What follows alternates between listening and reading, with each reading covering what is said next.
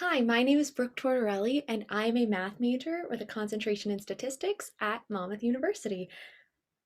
And let me just say that there should not be limits for women in mathematics. The problem that I will be discussing today is the prejudiced notions surrounding women's mathematical abilities have been present throughout the course of numerous generations, and these negative beliefs contribute to the gender gap within the pursuit of mathematics, which leads to the exclusion of women in STEM related careers. And we don't want to see an uneven distribution of genders in fields that are very critical to the progression of society. If we don't have an even representation, then we'll never see the growth. There is this phenomenon known as stereotype threat, and this really contributes to why so many women decide not to pursue mathematics is because of that belief that men are innately better than women at math, and this pressure to reject this belief can cause women to mathematically underperform. They crack under pressure, they don't do as well, which can really dissuade them from pursuing it in the future in higher education, in jobs. And also, women may believe this themselves. If they are brought up believing that women aren't good at math, they may just believe it and not even try to, better themselves in that field. And this reality of stereotype there is very scary, and it can really enforce that, gender role that men are better, and they will believe that, and they could not select a woman for a specific job. They could just look at her and say that she is incapable of doing it, and that just really adds to that terrible power dynamic that exists. So, in order to minimize and just cause these ideas to diminish, we must supply ourselves with the knowledge and supply women and girls with the knowledge that they are capable of achieving greatness. So that all comes down to education. The origination of the appreciation would definitely occur in elementary school, and we must definitely encourage teachers to make the students feel as though math is something that isn't this daunting, scary, boring subject, and also to encourage students to notice various mathematical elements in their daily activity. You even have a female mathematician come in and talk to the class and get them excited about math, and then they'll have this idea that a woman could do such things, or even show a video of a female mathematician discussing her work, or anything of that sort would be so beneficial to these young minds that have yet to be molded. It would be so incredible if their role model, their idea of what a mathematician could be a woman. And then once we go to the next level, the fascination becomes admiration. This is definitely the middle step where the feelings just become deeper. In middle school, teachers should evaluate the individual mathematic capabilities of each student and ensure that they are challenged yet not overwhelmed. They have to, like have that moment where it just clicks, and that, because those are the moments that really solidify that love for mathematics. In moments where there is this dynamic of, like gender inferiority, it is so important to notice those roles and just completely squash any of that. Also, if a girl is in class saying something like, "Oh, I'm so bad at math, this isn't good, like, oh my god, I don't know what I'm doing," the teacher really needs to sit with her, talk to her, make her understand that she is capable of doing the work. The teacher needs to sit down and say, "No, you can do it." Orchestrate extracurricular activities centered around math that are interesting and rewarding, such as a math club or a math league. And the next level of education is high school, and that is where students really decide that math is what they want to do. And this is when teachers should encourage their students to consider pursuing math after high school. They should also impart their knowledge of how successful female mathematicians specifically can be and what jobs are offered in the field, because a lot of times people just think if you major in math, you want to be a math teacher, which is great and obviously an option, but there are a lot of other fields, like fields in statistics or in research, where a lot of people don't even know that that's an option and that you could do those things with a degree. And there are very well-paying jobs in the field that people don't even know exist. So if teachers act as those mentors and impart their knowledge of those subjects on their students, then they might be more likely to pursue it in the future. The need to prove them wrong mentality obviously comes from the stereotype threat, and that is what causes them to underperform. It's a lot of pressure. They feel as though they need to defy this expectation of them, and that causes, them to crack under the pressure. And I think it's very important to have these conversations like the one that I am discussing right now as to why these things exist, but it should be in more of an uplifting way, in a more of, okay, like, what can we as a society do? Not we as, you specifically as an individual need to completely fix the constructs of society. It should be more of a, okay, we as a whole together, we are unlimited. Instead of like, oh, it needs to be me, I need to be the one to change society as a whole, because that's just way too much pressure to put on one person. That is more focused on the individual. With stereotype threat, obviously there are group elements to it, and how the education system needs to evolve and incorporate aspects to, you know make it so that girls feel like they can do it themselves. But there is also a huge role that the teacher plays in this situation. It's the gender bias in the classroom, and that could make students feel as though they don't belong because their teacher doesn't think they do. Many teachers experience math anxiety, which can lead students to fearing the subject or becoming disinterested in it.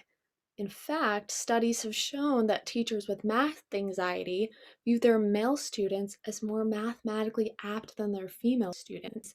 And these attitudes of the teachers towards their students' abilities and the subject as a whole can really impact the students' regard of mathematics.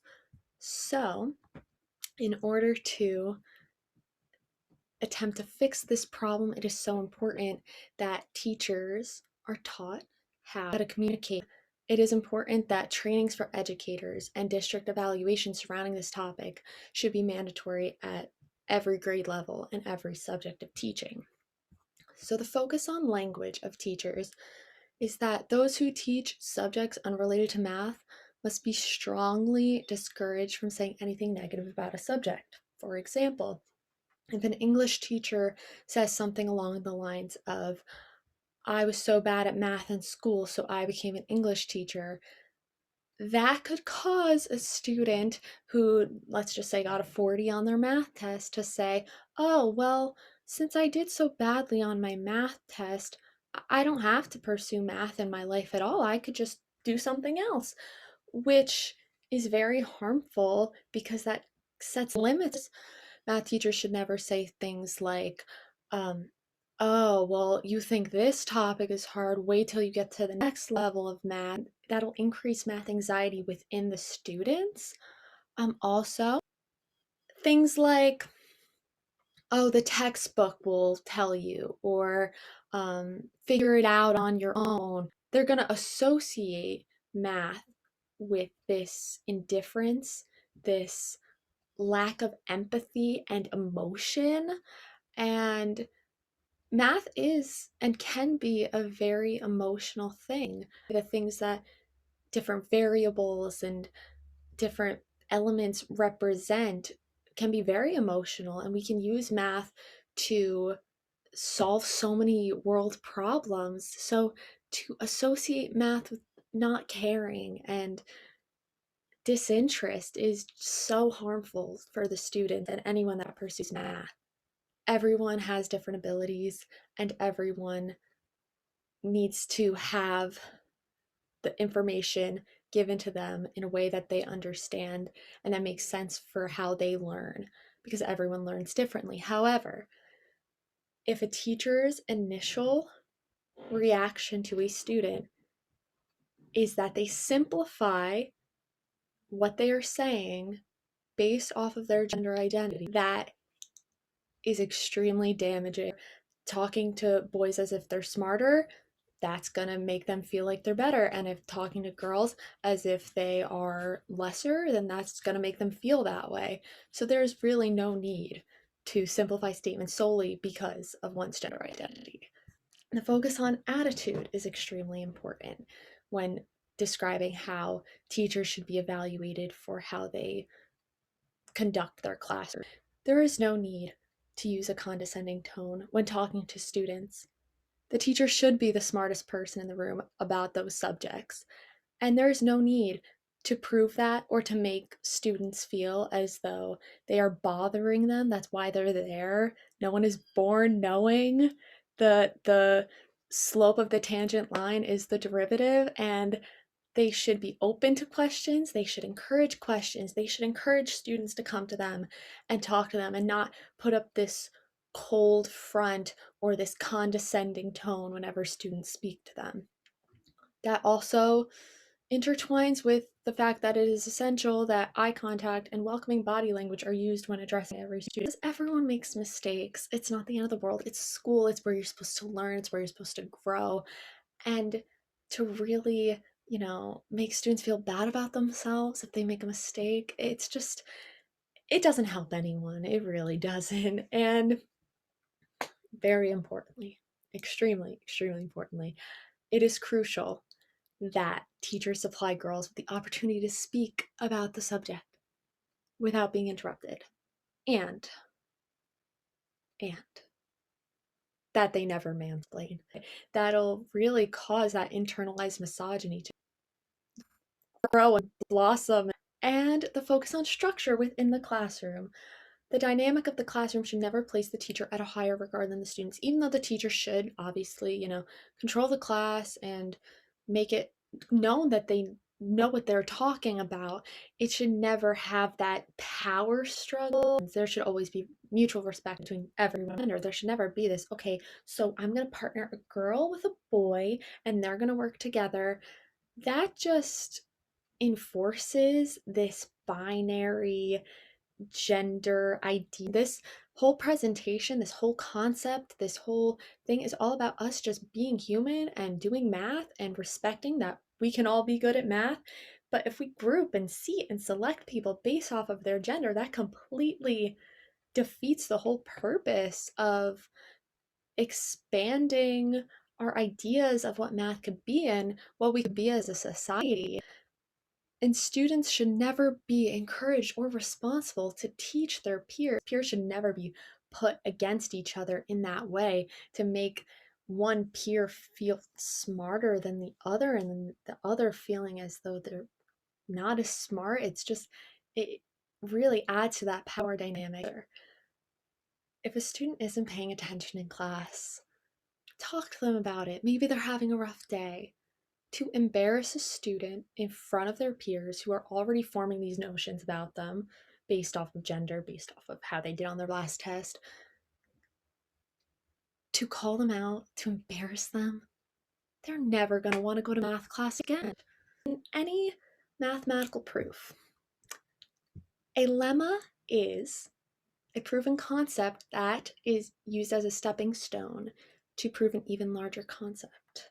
And similarly, the acknowledgement of the ways that education has failed prospective female mathematicians serves as a stepping stone for not only progress within the subject of mathematics, but also within society as a whole. At the end of every mathematical proof is signified by a rectangle, and the incorporation of rectangles into this presentation really just it kind of pays homage to the ending of this discrimination and these terrible beliefs about what women can achieve in mathematics. So, by understanding the cause of the gap, the gender gap within mathematics, and implementing educational changes, inequalities will finally be reserved for numbers and not people.